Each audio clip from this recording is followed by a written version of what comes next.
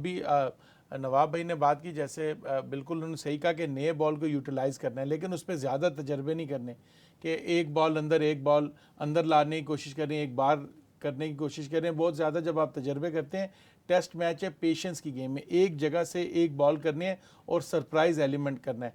मैं इसमें एक वाक़या बताता चलूँ जो मोहम्मद आसिफ अक्सर बताते हैं कि संगाकारा को जो उन्होंने बॉल लेफ़्ट की थी और संगाकारा बोल्ड हुए थे, बॉल अंदर आ गया, तो संगाकारा के कैलिबर के बैट्समैन को ये डिसीव करना कि बॉल अंदर आएगा या बाहर जाना, और वो भी एशियन कंडीशंस में, ये बहुत बड़ी बात होम है। ग्राउंड उनका होम तो ग्राउंड। मोहम्मद आसिफ ने बताया कि मैं यही सोच रहा था कि किस तरह से संगाकारा को बीट करना तो आसान नहीं है। कह रहा है मैंने एक ओवर बाहर निकाला, दूसरा ओवर संगाकारा छोड़ते गए, उनको पता था कि अब लाएगा। मोहम्मद आसिफ ने आखिरकार, कह रहा है, मैंने उनको उनके माइंड को इस लेवल पे ले आया कि छोड़ेंगे। 5 ओवर की आखिरी गेंद थी, उन्होंने बाहर ही की, आउट स्विंग, एक बॉल भी अंदर नहीं लाए। आखिरी गेंद मैंने, कह रहा है, अंदर करने की कोशिश की और वो भी उनका फ्लो में आ गया कि ये बाहर ही जा रही है, शायद इसकी बॉल अंदर आ ही नहीं रही, पिच में कुछ है ही नहीं, वरना अभी तक ले आता। और कह रहा है बॉल छोड़ी और डंडे हो गए। तो ये पेशेंस चाहिए होता है। आप अगर कहेंगे मैं 5 ओवरों में 5 आउट कर दूं या 5 ओवरों में 3, ये कभी कभी होगा, रोज नहीं होता। आपने थोड़ा सा पेशेंस सेट करना है बैट्समैन वैसे को। आसिफ जैसे कैलिबर का कोई बॉलर भी हमारी टीम में है भी नहीं। देखिए, कोशिश तो नहीं, देखें। आप दुरुस्त कह रहे हैं, footprints, I agree with you. Success देखें, जो फुटप्रिंट्स होते हैं हमेशा बिल्कुल, सक्सेस के नहीं फॉलो नहीं किए नहीं, जाते आप हैं। बिल्कुल ठीक कह रहे हैं। लेकिन अच्छा, उसमें जो आसिफ ने जो गेंद अंदर लाई कुमारा संगकारा के लिए, मेरा ख्याल है उसमें पिच का कमाल नहीं था, ये उनकी ज़ाती इतनी सलाहियत थी कि वो उनकी कलाइयाँ जो थीं वो एक ही अंदाज से गेंद को बाहर भी निकालते थे और गेंद को बाहर अंदर भी लेके आते थे। मुझे जैक कैलिस का याद है कि जब साउथ अफ्रीका में पाकिस्तान की टेस्ट सीरीज़ हो रही थी तो आसिफ ने जैक कैलिस जैसे बैटर को नाको चने चबवा दिए थे कि कैलिस बिल्कुल, उनको समझ ही नहीं आ रही थी मैं कैसे खेलूं। वो फ्रंट आगे जाने की कोशिश करते थे, बॉल बाहर निकल जाता था, पीछे आते थे, बॉल अंदर आ जाता था। तो ये आसिफ का कमाल भी था ना। आसिफ ने अपने टाइम पे, उस टाइम ऑस्ट्रेलिया के बहुत बड़े बैट्समैन थे, माइकल क्लार्क, इंग्लैंड के थे केविन पीटरसन, और साउथ अफ्रीका के थे एबी डिविलियर्स। तो आसिफ कहते थे, मैं सुबह देखता था कि टीम के नाम क्या, मैं कहता था ये तो 2 व्यक्ति होगी, अब एक और कौन सी लेनी है नाम। और ये उन प्लेयर से भी पूछा है। अक्सर मैंने इंडियन चैनल्स पे इंटरव्यूज़ में बैठे हुए देखा है कि वो पूछते हैं एबी डिविलियर्स, हालांकि वो रॉयल चैलेंज बेंगलोर के लिए भी खेलते हैं, और वो काफ़ी, उनसे कई बार पूछा है कि आप जी अपनी अगर आपकी ज़िंदगी दाव पे लगी हो तो आप किस बॉलर को, वो जो बचा सकता है, तो किसका नाम लेंगे। तो वो कह रहे थे बुमराह शुमराह, नाम शाम लिए, उसने कहा no, Mohammad Asif. Hashim Amla से पूछा, उसने कहा Mohammad Asif. AB de Villiers, Pietersen से पूछा, उसने कहा Mohammad Asif. Even Ricky Ponting ने कहा कि यार जो वो बॉल करता था ना, वो नेक्स्ट, आप एक होता है ना बॉलर लीथल है, आ रहा है मारेगा, शुएब अख्तर, तो आप मेंटली प्रिपेयर होते हैं ये कुछ अनबिलीवेबल बॉल करेगा। आज से मज़े मज़े से आ रहा है और आके मैजिकल डिलीवरी कर देता था। आपने देखा है जो तेंदुलकर को बोल्ड किया था, या लक्ष्मण को, या वो, ये जो आप लक्ष्मण की सहवाग। बात कर रहे हैं, मैं नवाब भाई की तरफ आता हूँ। नवाब भाई, शुएब अख्तर ये कहते हैं कि मैं जब आसिफ की बॉलिंग की हाइलाइट्स देखता हूँ तो मैं सर पकड़ लेता हूँ कि वो कितना बड़ा टैलेंट थे मोहम्मद आसिफ। वो ये कहते हैं कि मैं उस मैच को बार बार देखता हूँ जिसमें वीवीएस लक्ष्मण बॉल लेफ़्ट कर रहे हैं, बॉल बाहर जा रही है। कहते हैं फिर उन्होंने इतना मज़ेदार बैट एंड पैड मिलाया कि उसकी पिक्चर्स खिंचनी चाहिए कि वो बिल्कुल परफेक्ट आए, लेकिन बैट एंड पैड के दरमियान से वो बॉल निकला और ऑफ स्टंप जो है वो कलाबाजी खाती हुई दूर जाकर गिरी।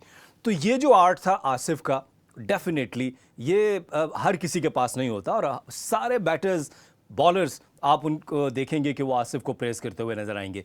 नवाब भाई, जो बात अहमर कह रहे हैं कि जिस तरह आसिफ की एक टेक्निक थी और आसिफ एक मुस्तकिल मिजाजी से बैटर को प्लान करके आउट करते थे, बैटर को जिसको हम कहते हैं पक्का करते थे, तो ऐसी कोशिश हमारे बॉलर्स को, अली को भी करनी चाहिए, खुरम को भी करनी चाहिए।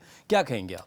फास्ट बॉलिंग में तो आपको पता है पाकिस्तान का एक पूरी दुनिया में एक नाम रहा हुआ है। सरफराज नवाज से शुरू करें, इमरान खान, वसीम अकरम, वकार यूनस, उसके बाद फिर शुएब अख्तर और आमिर, आसिफ। मेरे ख्याल से आसिफ तो अगर देखा जाए तो ये जो ऊपर वाले मैंने नाम लिए हैं इनसे काफ़ी नीचे रैंक करते हैं। लेकिन ये है कि जो आसिफ की आप बात करें, आसिफ का देखें थोड़ा सा आप पास भी देखें, आसिफ पाकिस्तान टीम में कब आए। आसिफ बहुत ज़्यादा डोमेस्टिक क्रिकेट खेल के ऊपर है, और वो जब आए थे उस वक्त भी उन पर, जब वो पाकिस्तान की जो टीम थी उस वक्त भी बड़े उन पर थोड़े से सवालात हो रहे थे कि ये कैसे खेल गए, इनकी तो इतनी स्पीड ही नहीं है। फिर जब वो जो उन्होंने कराची टेस्ट, जब वो याद है आपको, एक 100 किया था बड़ा ज़बरदस्त कामरान अकमल ने, जब वो हैट्रिक करके थे इरफान पठान, तो वहाँ फिर वो जो पाकिस्तान की टीम ने फिर वहाँ पे बड़ा ज़बरदस्त फाइट बैक किया।